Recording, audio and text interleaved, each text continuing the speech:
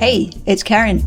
Welcome to this episode of A Touch of Genius, your place to get curious about your personal ingenuity and develop your potential. Together, we're going to discover how to break down and break through limitations so we can shine brighter.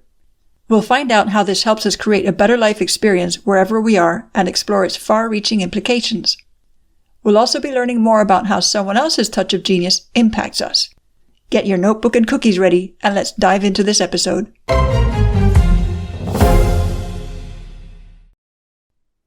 Hello, geniuses. How are you?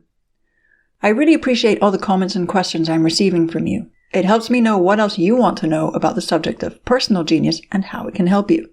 Today, we're going to dive into curiosity from a mental, emotional, and scientific angle. We're also going to question our beliefs by using pure curiosity. Curiosity is a core human trait and one of the key drivers of learning, exploration, and discovery.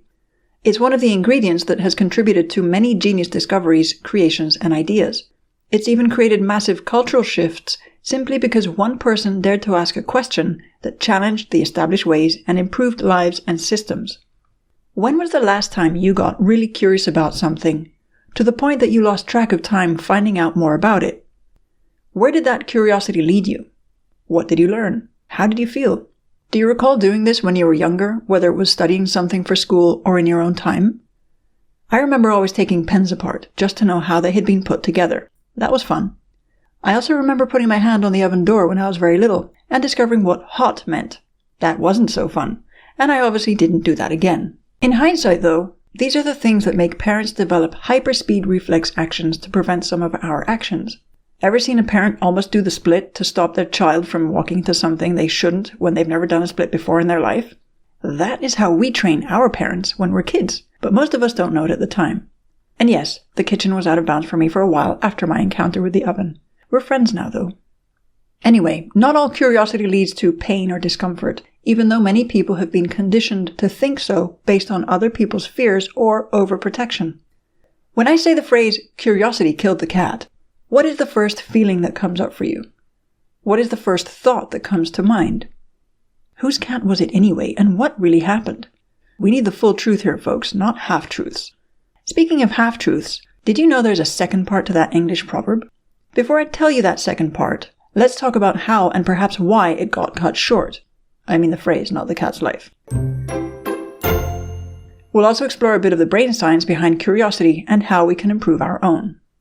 Oftentimes we've heard this saying about curiosity killing the cat as a way of being cautioned not to ask questions, or to keep us from getting into real or perceived danger.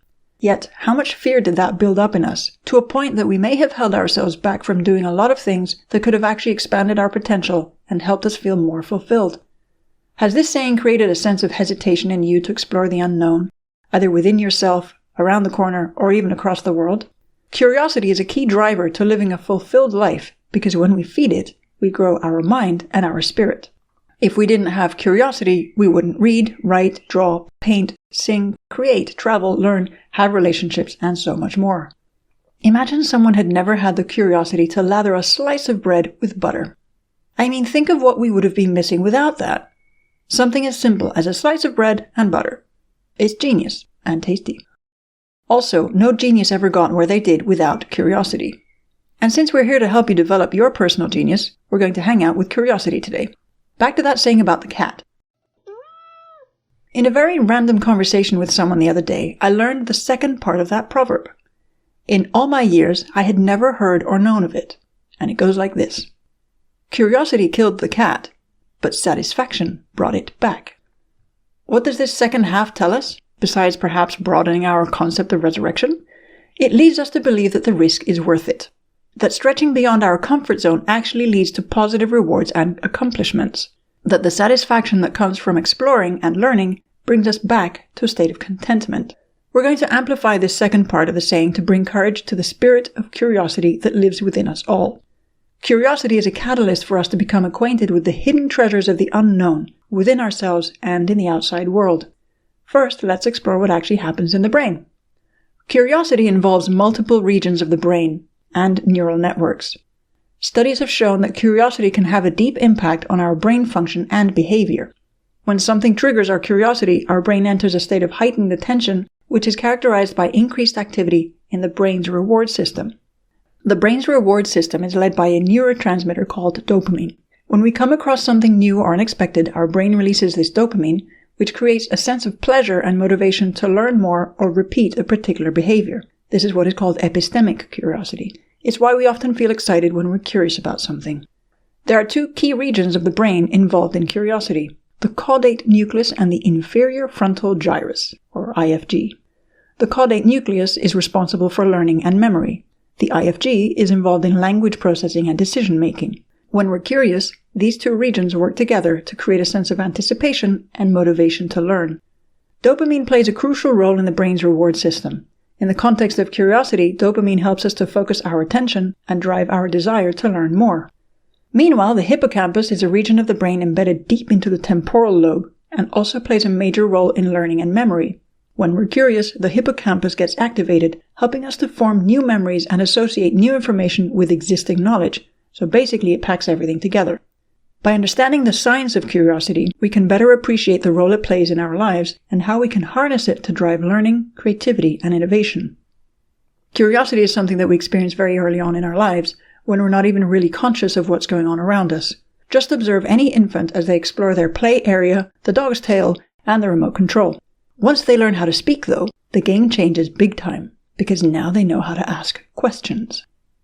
If you've spent time with a 5-year-old, you'll understand how exhausting it can be to try to answer their incessant barrage of questions about why something is the way it is. Why is the sky blue? Why is it pink sometimes? Why do cats cough up their fur? Why are their tongues made of Velcro? Why did the dog eat grass and then throw up? Why does fire burn? Why can't you clean the phone in the dishwasher? Cue awkward silence as somewhere in this world a parent realizes what just happened to their phone. Okay, jokes aside. This is what kids are meant to do at this stage of their lives. Obviously, I mean ask questions, not put people's phones in the dishwasher, no matter how helpful they may think they're being. It's their primary absorption phase to soak up key information to help them build their idea of the world, including their sense of safety. This sense of safety, however, can be conditioned by the person or people instructing them to step beyond their comfort zone or stay within it. This can impact their sense of adventure because it goes hand in hand with curiosity. So how does curiosity get stifled? If you're a parent, you may have found yourself telling your child not to ask so many questions or warn them that they're too young to know certain things yet. Perhaps you're too tired or disinterested in engaging with their curiosity to help them learn something. Yes, time can be limited, and some kids have an almost limitless ability to ask many questions. Yet, they're showing you how much they value and trust you to guide them and help them learn. The beauty is you actually don't have to have all the answers, because you can use this as a way to learn together, creating a better bond at the same time, and they will respect you more for that. It's actually quite precious what they're doing. Also, who are we really to judge what kids are supposed to know? Who decided that anyway? I'll give you an example. I know about a 7-year-old kid who has sufficient survival training to outlast any adult or teenager in the event of a serious power grid outage. Personally, I want to take notes from that kid because he can teach me something I don't know. But other people might think he's not supposed to know that stuff yet, right? Obviously, there are layers to this, and there are certain things that kids of a certain age don't really need to know just yet. But it's also up to us to really pay attention to what they're showing us that they really need at a given time and help them based on those needs. I can't tell you how many mothers I've heard over the years caution their daughters not to climb a tree or wall or some little mound that is taller than them. Their cautionary words are usually, "Don't climb that or you'll fall." Where is the trust in their own daughter's abilities? How does their daughter develop crucial motor skills, depth perception, and test her own strength, if not by doing such things? Or is she supposed to repeat someone's idea of staying small? I say this not knowing what all those mothers or even fathers have experienced in their own lives to speak this way. But what do you think that message tells their child's subconscious mind? Don't aim too high in life, or you will fall. Don't get too far ahead of anyone, because you'll be alone. These are all fear-based beliefs, right? Are they really true? Look at how many women these days struggle with their idea of advancing in their own lives, possibly because of comments like the ones I just mentioned. They could have come from that deep caring in their parents, but they turned into a belief that they should stay small, even worthless. We all know people who feel undervalued these days, don't we? As an antidote, here's our genius of the day, a woman who helped change that mindset for women across the world, Amelia Earhart. She was the first female aviator to fly solo across the Atlantic Ocean in 1928, and only the 6th woman to be issued a pilot's license at the time. In 1931, at the same time as setting a world altitude record, Earhart also joined an organization of female pilots who banded together to encourage women in aviation. She once described fears as paper tigers, adding, "Please know that I am aware of the hazards. I want to do it because I want to do it." Children have brilliant minds. We just have to learn how to feed them what they need so they can become brilliant adults. This is why being present with children is so important, and why Maria Montessori's teachings are so precious to our awareness when dealing with children. She encourages us to trust that a child wants to learn and grow, that the child intrinsically knows what they need to be working on to develop as they should. This means that if we give them a rich environment to explore, we don't need to force them to learn, and we don't need to be worried if they're developing differently from their peers. This idea, of course, clashes with standardized education and the rise of mobile devices, tablets, and video games. Now think back to how you were encouraged or cautioned when you asked a lot of questions during your childhood. It will give you clues as to how you're showing up now as a parent, or even as a teacher, or even just as an adult who doesn't have kids.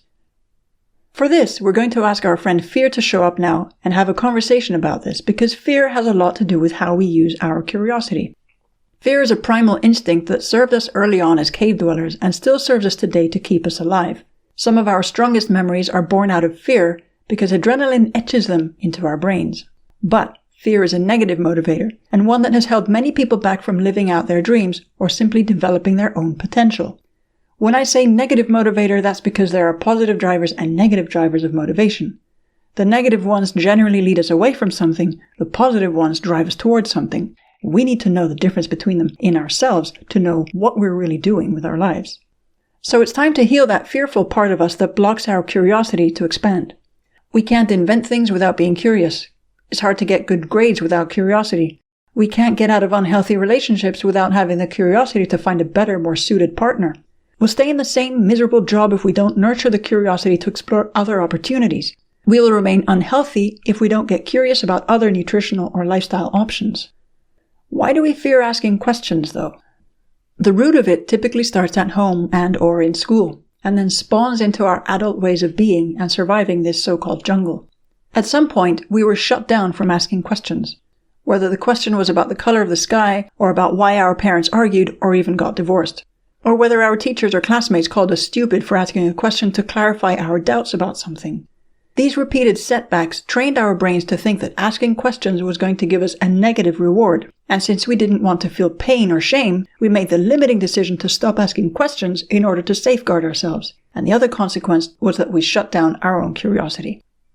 It's possible that the very people who love us as parents, siblings, or extended family members didn't realize how their negative reactions to our curiosity contributed to those feelings and decisions within ourselves.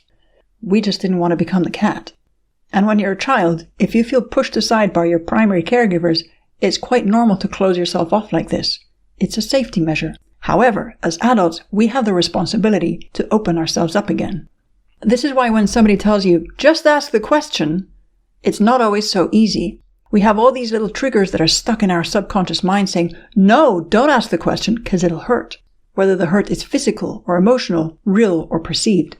I know it's getting harder to explore our curiosity openly because it appears that so many people are set on silencing others for any question they ask, especially if it challenges a particular narrative of any kind.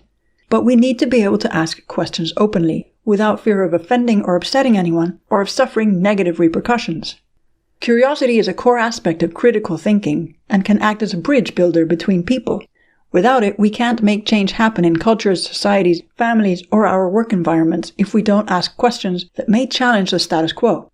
It's important to respect the essence of curiosity, which is the ability to open and expand our minds. So let's help each other feel safer when it comes to being curious about stuff. This way we can all learn together, each person growing in their own way.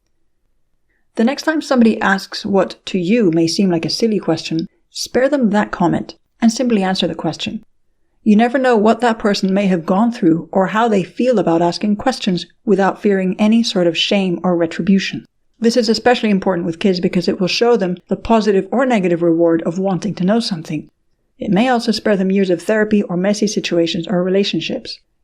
Think of a time when you felt apprehension around satisfying your curiosity. It could have been even asking someone out on a date. You navigated your doubts and fears and your insecurities, but when you finally asked, and their answer was, "Sure, I'll go on a date with you," how did it make you feel? Did you feel satisfaction? Did you feel that you accomplished something important, in spite of the prior doubts you felt? This is the reward system at work in the brain. Think of another time you may have tried to learn something, whether it was playing an instrument, learning how to cook, or even how to drive. What compelled you to start in the first place? What led you to complete the task of learning? How did you feel when you started and once you accomplished it? Talking about learning and relationships, these two go hand in hand when it comes to personal growth, because we are built out of relationships, whether these are friendships, family, partner, or work-related. Because we're dealing with people and we don't always know how they will respond or react to our questions, we need to check in on how we engage with them. In the words of renowned American poet, essayist, and journalist Walt Whitman, be curious, not judgmental. A lot of people think they're being curious when they're actually being judgmental. A simple way to get a read on whether someone is being truly curious or judgmental is their tone of voice. It separates pure interest from judgment. Tone of voice will often let us know where a person is coming from with their questions. I'll give you 2 examples of the same question. See which one you think is coming from genuine curiosity and which one is judgmental. Example 1.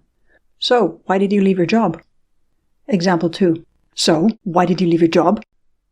Notice the difference? Do you ever find yourself asking questions the second way? It can also be that some people make up a story in their head that has nothing to do with your reality, but they don't know how to ask without projecting the story into the question. You may have come across this a lot. You may even be doing it yourself. Something as simple as why you moved somewhere. Somebody may have projected their own feelings or story onto you, and instead of simply asking, "Why did you leave the country?" they may ask, "So, did you leave the country because you didn't like it there?" Do you see the projection in that second question? It's actually a real example of a conversation I had with someone many years ago. Knowing that person's history, however, helped me understand that they were unconsciously revealing to me their own feelings about a time and place in their lives. Awareness is key in order to not react and simply respond. Still, I wish they had simply asked me what had prompted me to make a move. Remember, what people say and do is information about them, even though sometimes it may seem like it's about us. If you're the kind of person who asks people based on stories you make up in your mind, do you ever notice that this kind of question can create tension between you and other people? Possibly even arguments or huge misinterpretations which, if you'd simply asked a neutral question, would have spared you both time, energy, and discomfort. The next time you want to know why somebody is making some sort of change in their life, instead of asking, "Why would you do that?" ask, "What's important to you about that?"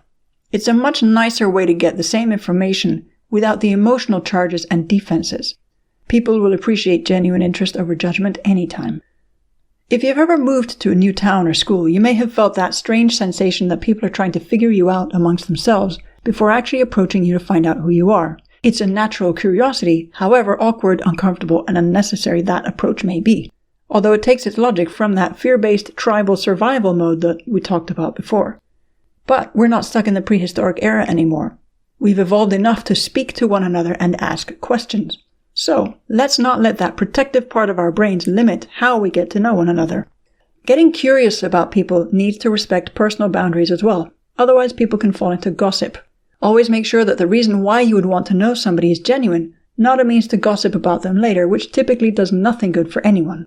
Also, if you really want to get to know someone, it's better to ask them directly instead of asking other people. You never really know what other people's perceptions or biases are, and they could be very different to who the person you want to know actually is. This part is crucial if you have kids, especially in their teenage years, because this is the time when they learn how to socialize with one another. Do you want your kids to be the kind who gossip, or who let their curiosity inform them about people directly? By the way, the origins of the word gossip can be traced back to the Old English term godsib, which referred to a godparent or sponsor at a baptism. Over the centuries, the term evolved to include a person who was a close friend or companion, and eventually took on its current modern meaning as a verb and noun, referring to idle and malicious chatter and rumor-mongering. Why? Because so much of it is based on assumptions and the stories people make up in their heads, instead of direct communication to clarify. I don't know about you, but for me it's always interesting to know where words come from and how their meaning may have been altered over time due to cultural shifts. Speaking of biases, curiosity also helps us challenge our own confirmation bias. Most of what we think is so automatic now that we don't really question it. We think we know what we're doing, but it's all deeply programmed inside of us. That's why it's important to really understand how we have been programmed mentally and emotionally so that we can undo certain programs that may actually not be good for us. How many people around the world have been brought up mostly to take in information without ever questioning it? Whether the information was coming from their primary caregivers, teachers, elders, friend circle, or established media. At some point in their lives, something may make them question something they were told. One simple question could even change their entire paradigm about who they are and what they are capable of. How often do you ask yourself why you think what you think about something? If you're struggling with something in your life, it may be time to get curious about your own thoughts and behaviors. This is something we come across often whether we're coaches or therapists. We need to ask questions that will help a person shift their thinking so they can learn and improve their lives. For example, when we ask someone to challenge their beliefs, what this requires is that they get curious about what they're believing and why. When we say stop arguing for your limitations, what we mean is open your mind to how you may be blocking yourself or making excuses for yourself to stay as you are. Again, the way to do this is to get curious and not judge ourselves. Curiosity feeds critical thinking when it's guided by a healthy discernment. How many situations around the world right now could more people be applying critical thinking to, starting with the sheer curiosity to find out more about a particular region, issue, or perspective? When you find yourself about to challenge somebody's stance on something, why not stop and ask yourself first, how is it that they think this way? And contribute to the conversation from that angle. We're so quick to jump to conclusions these days, which is what cuts people off from having deeper and more insightful conversations to broaden their perspective and grow their understanding. When we have this, though, we can then create solutions from a more informed and educated place. This can help us with personal situations or greater conflict resolutions. Let's talk about curiosity and how things work in this world. We'll get back to conflict resolution in a separate episode because I think we can go deeper on that one. To develop your curiosity about the world, all you need to do is look around you. Take a regular object you use every day and just look at it. Take it apart. Put it back together. Ask yourself who designed it and why. You may find that the internet leads you into many directions to discover a lot about just one object in your home. It may lead you to a historical landmark moment for your country or humanity as a whole. It may deepen your sense of geography, physics, chemistry, biology, art, culture, and so much more that will help you learn more. Take a Bic pen, for example. For most kids these days, it's just a regular pen, perhaps even a boring one. However, most of us who were teenagers in the 1990s know full well that this pen is the silent hero for music lovers. Look up the story of who created the Bic pen and what impact it's had since its creation. And this is just one pen. A simple little object that is prevalent in so many households and offices throughout the world, yet people don't even think twice about how it came to be. P.S. I still have some of my cassette tapes. How about you? Another example is, think of all these majestic old buildings that we have, especially in Europe. How is it that people with horses and carriages and no power tools like the ones we have now were able to build such grand, intricate structures out of such heavy material? How is it that ancient monuments in South America are built from massive stones that look like they were cut perfectly straight with a laser? I'm just throwing ideas out there because I'm curious too. Once upon a time, I wanted to be an archaeologist, so history is a subject that fascinates me. Look up at the night sky and ask yourself, is the moon made of cheese, LED lights, plasma, or is it a phantom object? Get playful with your curiosity. You never know where a random question will lead you. And to override the fear we may have had instilled around our curiosity, we need to make it light and fun. We need to bring up that childlike wonder and ask from a place of pure curiosity without filters, fears, or judgments. Speaking of the moon, the dark side of curiosity can be that people turn against you just for asking something outside the general consensus. People can get very defensive when you question certain things, even if you ask nicely, because it may imply they need to change what they believe about something or someone. Not everyone wants to go there. That should not deter you from feeding your curiosity. You'll just have to learn one way or another who you can ask and who is not receptive to your questions. Keep asking anyway. Curiosity-led thinking leads to innovation, to self-improvement, and it can be done in the service of others. How many inventions were created as a means to help people improve their lives, from wind-up radios to water filters to a simple matchstick? Let curiosity be your friend. Let it help you clarify your friendships, fine-tune your desires, and support your personal development. Do it because you want to do it. And remember, curiosity can also improve your brain health. It's when we stop asking questions that we stop growing, and often go backwards. Satisfaction lives within the scope of your curiosity. Will you expand yours going forward?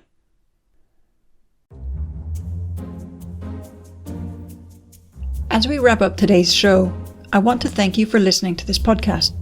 It means a lot to me. You see, whenever we create something, we always take a leap of faith into the unknown, and we don't always know how it'll work out. That's part of what this podcast is about, encouraging all of us to take leaps of faith on our ideas, dreams, and creations, and having a safe space to explore them, to build the strength to get back up when we fall, and to celebrate when we fly high.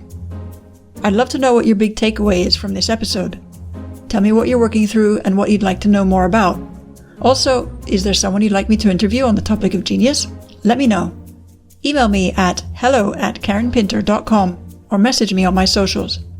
In the meantime, take care of your genius self.